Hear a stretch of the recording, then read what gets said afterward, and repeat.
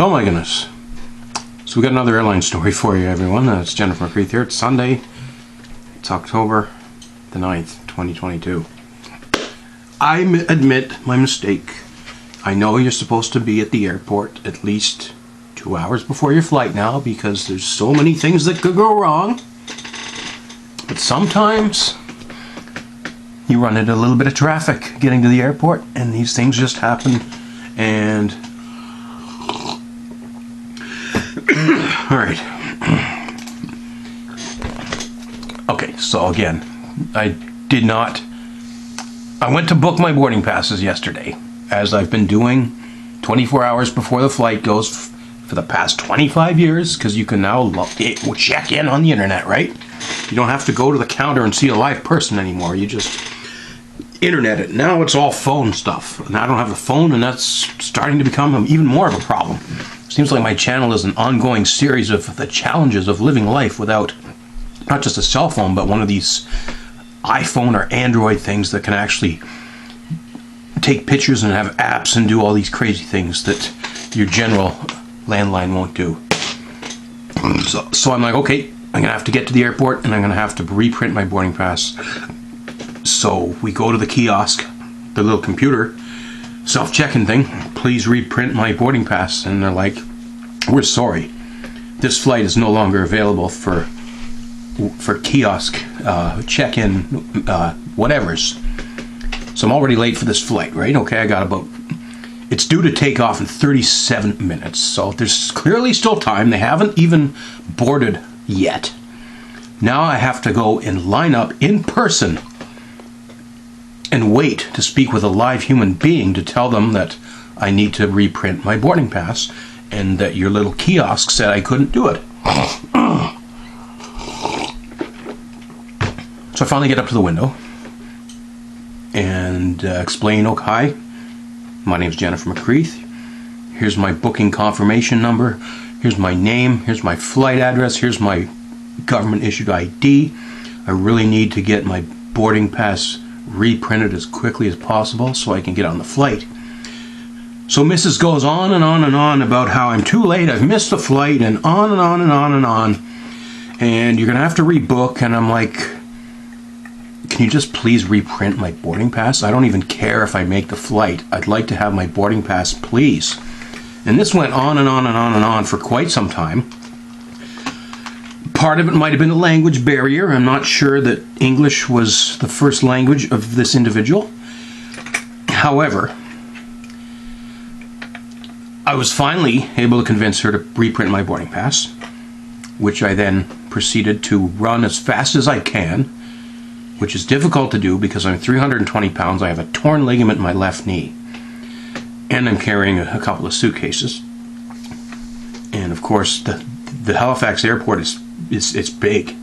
So I hobble along, get to security, show them my boarding pass, and they say, go on right ahead. So we do that.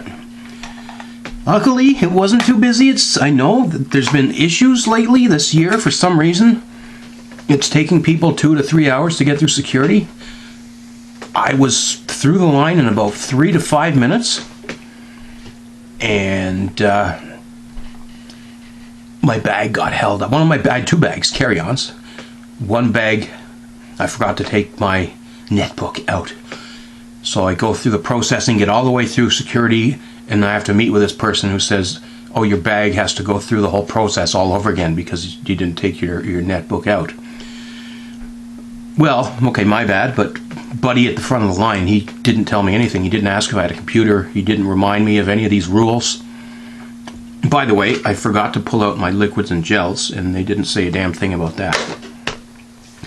Anyway, my traveling companion got through security, and I'm like, you go. You get on the plane if you can.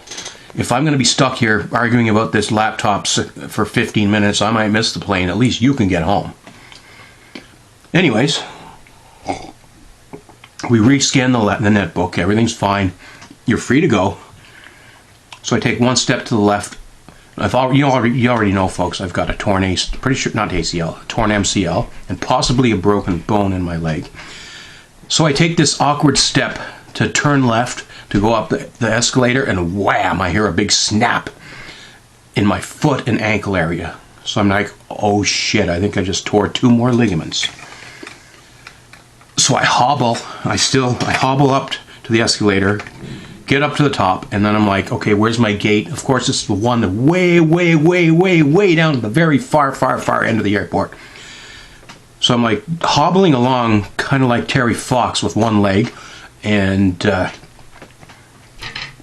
I make it there, and the missus is waiting. It's like, don't worry, you're good. So guess what? The flight wasn't closed. It hadn't taken off. It was there. And I wasn't even the last person on, even after I arrived. Yes, they'd already boarded everyone. However, they were holding back because not only me, but there was someone else behind me who was also a little late. And I guess they know, once you scan the security or something, they know you're at least, okay, these people are in the airport. We're gonna wait for them to get on the flight. So bottom line, I got on the flight and I got home. I'm really disappointed in the extra frustration that I had to deal with, and it was totally uncalled for. And I'm going to call you out, it's WestJet this time. Not everybody has an iPhone, and not everyone has a printer. So when we check in, and that's the thing, you got to check in 24 hours early, otherwise you're not going to get a good seat.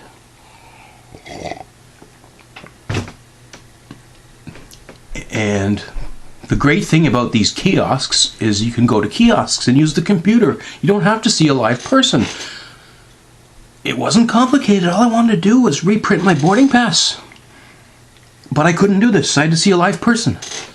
And that just does a complete unnecessary waste of time and resources. Why would you cancel my ability to reprint a boarding pass on your kiosk at the airport? Make me line up with all these other people that have 15 checked luggages apiece and jerk me around like that. I just don't understand the logic behind that at all. I guess lessons learned. Print your boarding pass well in advance. And don't assume you're going to be able to get helped in a timely manner at the airport. Yeah. And don't tell me I'm late for my flight when the flight hasn't even started boarding yet. It was clearly 35 minutes. I know I should be there 90 minutes before. But if you print out my boarding pass, I'll run over to security, I'll go through security, I'll climb up the fucking stairs, the escalator, the elevator, I'll run out to the gate, and then the plane's still there. And it was still there. Even though we had to wait for me and wait for somebody else, the plane still took off on time. And guess what? It got home early. We had to wait for them to set up the gate on this end. I hope there's a lesson in there somewhere. We invent computers so that they can help us, and then the human being element of it, we do stupid things and we screw things over. It really blows my mind, and it just seems every time I go back to the airport, there's something more complicated or more difficult to deal with, or there's you probably saw my Porter rant there last week. I won't be flying Porter ever again. This WestJet thing has me questioning whether I want to do business with them again. And I got friends on Facebook saying they don't trust any of these airlines. They're all fucking incompetent. And perhaps the next time I need to leave Newfoundland Island and go to the mainland, I will fucking put on my bathing suit and swim across the channel, even if it takes me 48 hours. Because this is just, it's aggravating, it's unnecessary. I wrecked my knee and my foot. I shouldn't have to tear 3 ligaments to get on a plane. Okay, enough of this. There's my story. And I did have a good trip. Everything went wrong that could go wrong.